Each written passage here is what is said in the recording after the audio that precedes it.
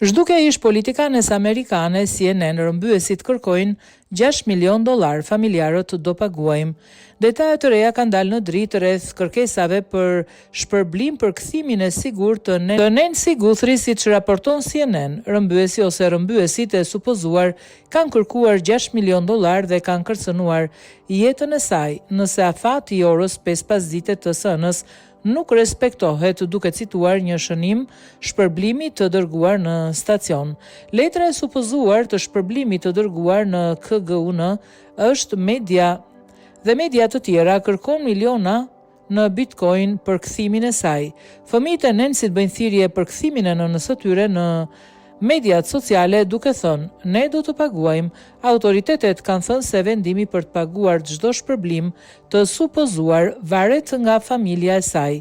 "Ne jemi në komunikim me familjen ndërsa nuk këshillojmë dhe rekomandojmë nga një perspektive zbatimi të ligjit, çdo veprim i ndërmarrë për çdo shpërblim vendoset përfundimisht nga familja", u tha gazetarëve javën e kaluar agjenti special i FBI-s Heath Young. Zyrtarët po hetojnë vërtetësinë e një mesazhi të dytë të dërguar në KOLD të premten në lidhje me Nancy Guthrie. Shënimi përfshinte informacione të ndjeshme edhe asnjë afat kohor, sipas një prezantuesi në media, ende nuk ka të dyshuar të emëruar, ndërsa kërkimi për Nancy hyn në ditën e 8.